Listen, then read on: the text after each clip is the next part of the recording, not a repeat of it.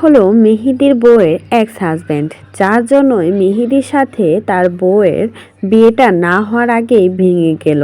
আংটি বদলের পরেই ভেঙে গেল তাদের সম্পর্ক। শুধুমাত্র এই ছবিগুলো ভাইরাল হওয়ার পরেই তার পরিবার জানিয়ে দিয়েছে এরকম বাজে মেয়ের সাথে বিয়ে দেবে না মেহেদীর। দুইবার ছেলেটা ঠকে গেল। একবার তো নিজের বন্ধুর কাছ থেকে বাজেভাবে ঠকেছে, তারপর এখন আবার বিয়ের ব্যাপার নিয়েও সেটাতেও ঠকে গেল এই বেচারা মেহেদী। এখন তো সবাই বলছে মেহেদীর ভাগ্যটাই ভালো না, কিন্তু ছেলেটা অনেক ভালো, তার জন্যই ছেলেটার সাথে বারবার এমনটাই হয়ে আসছে। আর এদিকে মেহেদীর বউ বলছে মেহেদীকে সব কিছু জানিয়েছিল, পাবলিক তাদের বিয়েটা আর হতে দিল না। পাবলিকে এই ছবিগুলো ভিডিওগুলো ভাইরাল করেছে, তা না হলে মেহেদীর সাথে তার বিয়েটা হয়ে যেত। এখানে মেহেদী বা মেহেদীর পরিবারের কারোর কোনো হাত নেই, এখানে সব কিছুর দায়ী নাকি জনগণ। তো পুরো ভিডিওটা দেখতে থাকুন, মেহেদীর বউয়ের কাছ থেকে সব কিছু শুনতে পারবেন। মাহিমা চুপ থাক।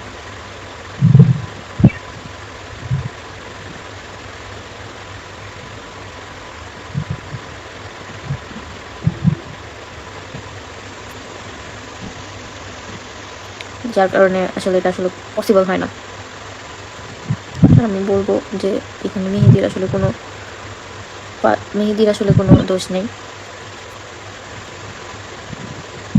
আপনাদের তো বিয়ের কার্ডও চেপে গেছে দেখলাম, হয় এরকম।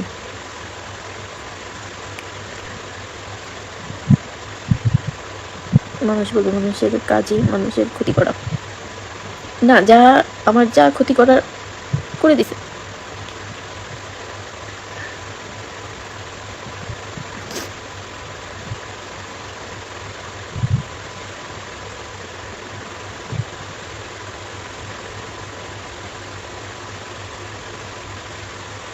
আমাদের কি এখন আর বিয়ে হবে না? না,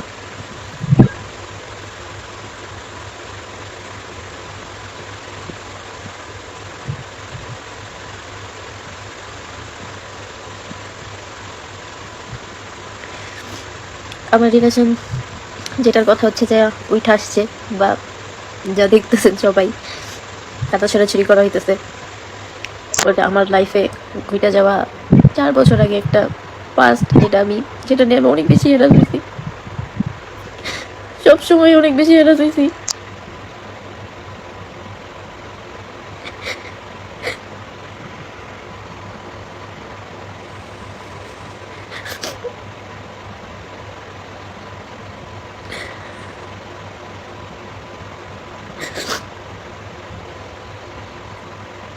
আমি এগুলো থেকে বের হয়ে আসছি, এগুলো থেকে বের হয়ে আমি একটা লাইফ চাইছি নতুন।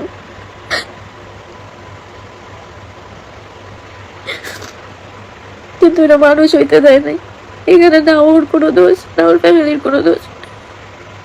ওর ফ্যামিলি আমার অনেক বেশি ভালোবাসতো, অনেক বেশি আদর করতো।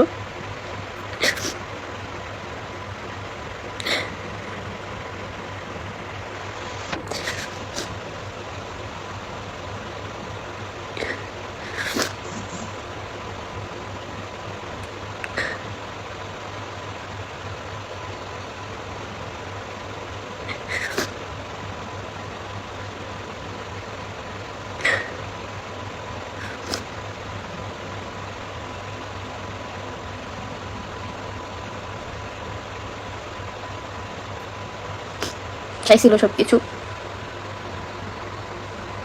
ঠিক থাকতেই চাইছিল, বাট অনলাইনে সবাই যেভাবে হ্যারাসমেন্ট করতেছিল ওদের বাবাকে,